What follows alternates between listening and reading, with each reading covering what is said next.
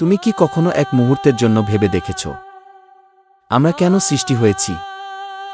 আমাদের এই মাটির শরীরের ভেতরে এমন কি রহস্য লুকিয়ে আছে যা ফেরেশতাদের থেকেও আমাদের শ্রেষ্ঠ বানিয়েছে? আজ আমরা শুনব সেই বিস্ময়কর কাহিনী। যখন আল্লাহ ঘোষণা করেছিলেন, আমি পৃথিবীতে এক প্রতিনিধি সৃষ্টি করতে যাচ্ছি, ফেরেশতারা তখন আল্লাহর বন্দনায় মগ্ন ছিলেন। হঠাৎ আল্লাহ বললেন, আমি পৃথিবীতে এক প্রতিনিধি সৃষ্টি করব। ফেরেশতারা তখন অবাক হয়ে বলল, হে আমাদের রব, আপনি কি এমন এক সৃষ্টিকে সৃষ্টি করবেন যে সেখানে তারা দুষ্টুমি করবে, রক্ত ঝরাবে? আল্লাহ বললেন, আমি যা জানি তোমরা তা জানো না। এই ছিল মানুষ সৃষ্টির প্রথম রহস্য। আল্লাহ এমন এক সৃষ্টিকে তৈরি করতে চাইলেন যার মধ্যে থাকবে জ্ঞান, স্বাধীন ইচ্ছা আর পরীক্ষার করার ক্ষমতা। তারপর আল্লাহ আদম আলাইহিসসালামকে সৃষ্টি করলেন মাটি দিয়ে, বিভিন্ন রঙের, বিভিন্ন স্থানের মাটি মিশিয়ে। আর এই মাটির মধ্যেই লুকিয়ে আছে আমাদের রং, আমাদের স্বভাব, আমাদের পার্থক্য।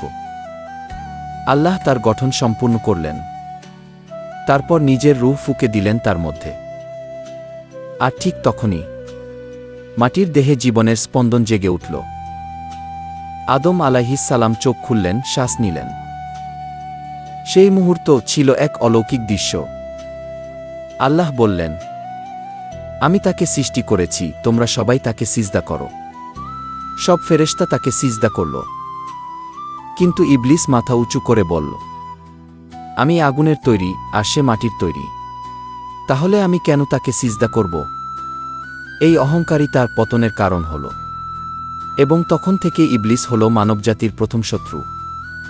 আল্লাহ বললেন, তুমি অভিশপ্ত, জান্নাতে তোমার কোনো স্থান নেই। কিন্তু ইবলিস বলল, আমাকে কিয়ামত পর্যন্ত সময় দিন, আমি মানুষকে ভুল পথে পরিচালিত করব। আল্লাহ বললেন, যে আমার পথে থাকবে আমি তার সঙ্গী হব। আদম আলাইহিসসালাম ও হাওয়া আলাইহিসসালাম জান্নাতে খুব সুখে শান্তিতে বসবাস করছিলেন। আল্লাহ বলেছিলেন, সব কিছু তোমাদের জন্য হালাল, শুধু ওই একটি গাছের কাছে যেও না। কিন্তু ইবলিস শয়তান প্রতারণা করল। সে বলল, এই গাছের ফল খেলে তোমরা অমর হয়ে যাবে। আদম আলাইহিসসালাম ভুল করে ফল খেয়ে ফেললেন। আর তখনই জান্নাতের পর্দা নেমে এলো। তাদের পাঠানো হলো পৃথিবীতে, যেখানে শুরু হলো মানব জীবনের নতুন অধ্যায়। আদম আলাইহিসসালাম আল্লাহর কাছে ক্ষমা চাইলেন। আল্লাহ তার তওবা কবুল করলেন, তাকে শিক্ষা দিলেন, যখন ভুল করবে তখন ফিরে আসবে তোমার রবের দিকে। এই ক্ষমা চাওয়ার মনোভাবই মানুষকে মহান করে তোলে। এটাই আমাদের শ্রেষ্ঠত্ব। আমরা ভুল করি, কিন্তু আল্লাহর দিকে ফিরে যাই।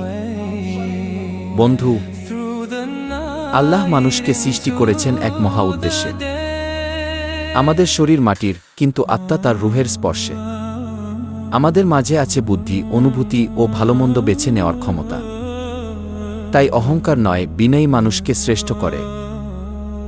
যদি তুমি বিশ্বাস করো আল্লাহ মানুষকে এক মহান উদ্দেশ্যে সৃষ্টি করেছেন, তবে এই ভিডিওটি শেয়ার করো আর মন্তব্যে লিখে দাও, আমি আল্লাহর সৃষ্টি, আমি তার পথে ফিরতে চাই। আর পরের ভিডিওতে জানব ইবলিসের প্রতিজ্ঞা, কেন সে মানুষকে ধ্বংস করতে চায়। সাবস্ক্রাইব করে রেখো যেন সেই রহস্যময় কাহিনী মিস না হয়।